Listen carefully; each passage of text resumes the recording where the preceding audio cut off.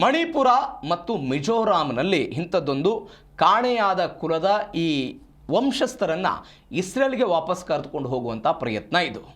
ಯಾಕೆ ಪ್ರಯತ್ನ, ಏನು ಎತ್ತ ಅನ್ನೋದನ್ನು ಡೀಟೇಲ್ಸ್ ಆಗಿ ನೋಡ್ತಾ ಹೋಗೋದಾದರೆ, ಏನಿದು ಆಪರೇಷನ್ ವಿಂಗ್ಸ್ ಆಫ್ ಡಾನ್ ಅಂತ ಇದಕ್ಕೆ ಅವರೊಂದು ಹೆಸರು ಕೊಟ್ಟಿದ್ದಾರೆ. 2030 ಒಳಗಾಗಿ ಈ ಕಾರ್ಯಾಚರಣೆಯನ್ನು ನಾವು ಮುಗಿಸ್ಬೇಕು ಅಂತ.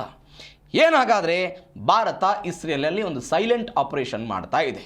ಏನು ಸೈಲೆಂಟ್ ಆಪರೇಷನ್ ಅಂತ ಹೇಳಿದರೆ, ನೂರಾರು ಭಾರತೀಯರನ್ನು ಇಸ್ರೇಲ್ಗೆ ಸ್ಥಳಾಂತರ ಮಾಡುವಂಥ ಪ್ರಯತ್ನ. ಏನು ವಿಶೇಷ? ಅದಕ್ಕೊಂದು ಐತಿಹಾಸಿಕ ವಿಶೇಷತೆ ಇದೆ. ಏನು ಅಂತ ಹೇಳಿದರೆ, ಬೇ ಮೆನಾಶೆ ಎನ್ನುವಂಥ ಒಂದು ಸಮುದಾಯ ಇದೆ. ಈ ಬೇ ಮನಾಶೆ ಎನ್ನುವಂತಹ ಸಮುದಾಯ ಇಸ್ರೇಲ್ನಲ್ಲಿತ್ತು. ಇಸ್ರೇಲ್ನಲ್ಲಿದ್ದಂಥ ಬೇ ಮನಾಶೆ ಎನ್ನುವಂತಹ ಸಮುದಾಯ ಇದಕ್ಕೆ ಹಿಬ್ರೂ ಭಾಷೆಯಲ್ಲಿ, ಅಂದರೆ ಇಸ್ರೇಲ್ನ ಹಿಬ್ರೂ ಭಾಷೆ ಏನಿದೆ ಅದಕ್ಕೆ ಮೆನಾಶೆಯ ಮಕ್ಕಳು ಅಂತ ಅವರೇನೋ ಕರೀತಾರಂತೆ. ಕ್ರಿಸ್ತಪೂರ್ವ 722ರಲ್ಲಿ ಅಸಿರಿಯಾದ ಸಾಮ್ರಾಜ್ಯ ಇಸ್ರೇಲ್ ಮೇಲೆ ದಾಳಿ ಮಾಡಿದಾಗ, ಅಂದರೆ ಡೆವಿಡ್ ಆದ ನಂತರ ಆ ವ್ಯಕ್ತಿ ಬಂದು ಕ್ರಿಸ್ತ ಪೂರ್ವ 722ರಲ್ಲಿ ಇಂಥದ್ದೊಂದು ದಾಳಿಯಾದಾಗ ಇಸ್ರೇಲ್ನಲ್ಲಿ ಈ 10 ಪಂಗಡಗಳು ನಾಪತ್ತೆ ಆಗಿತ್ತಂತೆ. ಆ 10 ಪಂಗಡಗಳ ನಾಪತ್ತೆ ಆಗಿದ್ದರಲ್ಲಿಯೂ ಕೂಡ ಈ ಮೆನಾಶೆ ಎನ್ನುವಂಥ ಪಂಗಡ ಕೂಡ ಒಂದು ಅಂತ. ಆ ಪಂಗಡವನ್ನು ಇಸ್ರೇಲ್ಗೆ ತೆಗೆದುಕೊಂಡು ಹೋಗುವಂತಹ ಪ್ರಯತ್ನ, ವಾಪಸ್ ತೆಗೆದುಕೊಂಡು ಹೋಗುವಂತಹ ಪ್ರಯತ್ನ 2030 ಒಳಗಾಗಿ ಇಸ್ರೇಲ್ಗೆ, ಅದು ಆಪರೇಷನ್ ವಿಂಗ್ಸ್ ಆಫ್ ಡಾನ್ನ ಉದ್ದೇಶ ಆಗಿದೆ. ಕಾಣೆಯಾದ ಕುಲದ ವಂಶಸ್ಥರು ಅಂತ. ಏನು ಕಾಣೆಯಾದ ಕುಲದ ವಂಶಸ್ಥರು? ನಾನು ಆವಾಗಲೇ ಹೇಳ್ತಾ ಇದ್ದೆ, 722ರಲ್ಲಿ ಇಂಥದ್ದೊಂದು ದಾಳಿಯಾಗಿತ್ತು. ಹಿಬ್ರೂ ಭಾಷೆಯಲ್ಲಿ ಮೆನಾಶೆಯ ಸಂತತಿ ಅಂತ ಕರೀತಾರೆ ಇದನ್ನು. 722ರಲ್ಲಿ ಇಂಥದ್ದೊಂದು ವಂಶಸ್ಥರು ಹೋಗಿದ್ರು. ಇವರೇನು ಮಾಡಿದರು ಅಂತ ಹೇಳಿದರೆ, ಪರ್ಷಿಯಾ ಅಂತ ಹೇಳಿದರೆ ಇವತ್ತಿನ ಇರಾನ್, ಅದಾದ ನಂತರ ಅಫ್ಘಾನಿಸ್ತಾನ, ಚೀನಾ ಆದ ನಂತರ ಭಾರತದ ಮೇಘಾಲಯ ಆಗಿರ್ಬೋದು, ಅಂದರೆ ನಮ್ಮ ರಾಜ್ಯಗಳೇನಿದೆ ಆ ಭಾಗಗಳಿಗೆ ವಾಸ ಮಾಡೋದಕ್ಕೆ ಶುರು ಮಾಡ್ತಾರೆ ಇವರು. ಹೀಗೆ ವಾಸ ಮಾಡೋದಕ್ಕೆ ಶುರುವಾದಂತಹ ಈ ವ್ಯಕ್ತಿಗಳು 400 ವರ್ಷಗಳ ಹಿಂದೆ ಇವರು ಭಾರತಕ್ಕೆ ಬಂದು ನೆಲೆಸೋದಕ್ಕೆ ಶುರು ಮಾಡಿ ಎಲ್ಲವೂ ಶುರುವಾಗುತ್ತೆ. ಈ ಶುರುವಾದ ನಂತರ ಏನಾಗುತ್ತೆ ಬೆಳವಣಿಗೆ, ಕುಕಿ, ಮಿಜೋ, ಚಿನ್ ಬುಡಕಟ್ಟು ಅಂತ ನಾವೇನು ಕರಿತೀವಿ, ಈ ಬುಡಕಟ್ಟಿನ ಜೊತೆಗೆ ಅವರು ಕೂಡ ಶುರು ಮಾಡ್ತಾರೆ ಜೀವನವನ್ನು.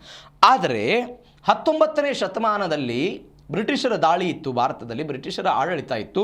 ಆ ಸಮಯದಲ್ಲಿ ಅನೇಕ ಜನ ಕ್ರೈಸ್ತ ಧರ್ಮಕ್ಕೆ ಮತಾಂತರ ಆಗ್ತಾರೆ. ಇವರು ಕ್ರೈಸ್ತ ಧರ್ಮಕ್ಕೆ ಮತಾಂತರ ಆದ ನಂತರ 1951ರಲ್ಲಿ ಒಂದು ಘಟನೆ ಆಗುತ್ತೆ.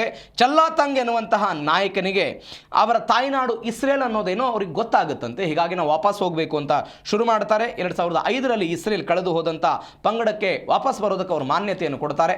ಹೀಗಾಗಿ ಆ ಮಾನ್ಯತೆ ಶುರುವಾದ ನಂತರ ಇವರು ಯಹೂದಿ ಪದ್ಧತಿಯನ್ನು ಆಚರಣೆ ಮಾಡೋದಕ್ಕೆ ಶುರು ಮಾಡ್ತಾರೆ. ಇದೀಗ ಅದರ ಭಾಗವಾಗಿ ಇಸ್ರೇಲ್ ಇಂಥದ್ದೊಂದು ಕಾರ್ಯಾಚರಣೆಯನ್ನು ಮಾಡ್ತಾ ಇದೆ ಅಂತ.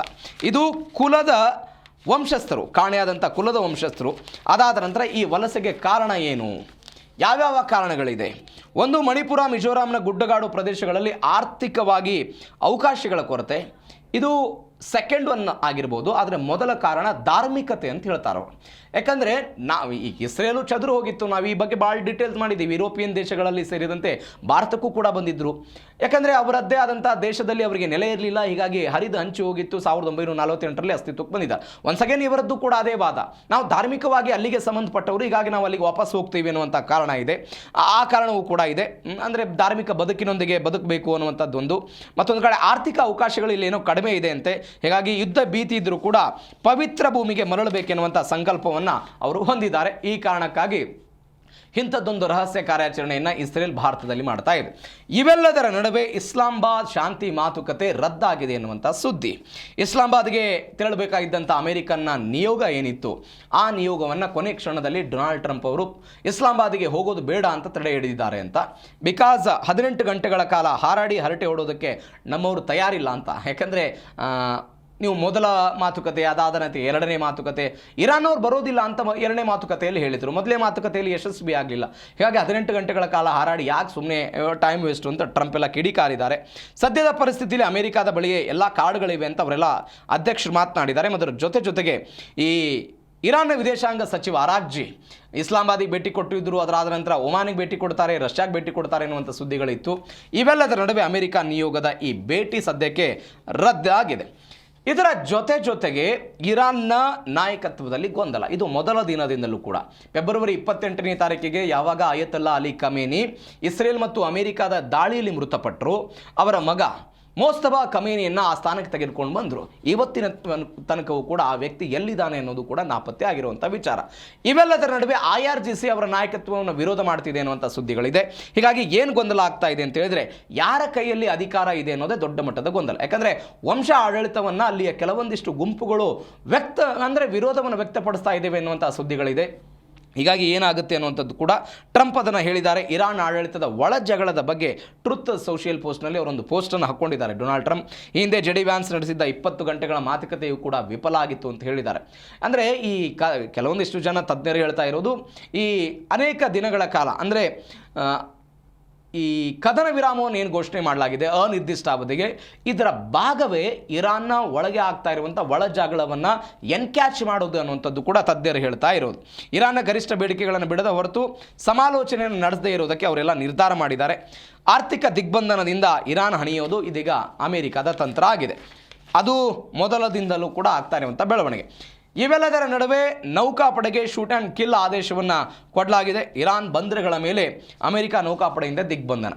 ಎರಡನೇ ಮಾತುಕತೆ ವಿಫಲ ಆದ ನಂತರ ಯಾವುದೇ ಕಾರಣಕ್ಕೂ ಇರಾನ್ನ ಬಂದರಿಗೆ ಒಂದು ಹಡಗು ಹೋಗಬಾರ್ದು, ಇರಾನ್ನ ಬಂದರಿನಿಂದ ಯಾವುದೇ ಕಾರಣಕ್ಕೂ ಒಂದು ಹಡಗು ಬೇರೆ ದೇಶಗಳಿಗೆ ಹೋಗಬಾರ್ದು, ಚೀನಾ ಆಗಿರ್ಬೋದು ಬೇರೆ ಬೇರೆ ದೇಶಗಳಿಗೆ ತೈಲ ರಫ್ತು ಆಗಬಾರ್ದು.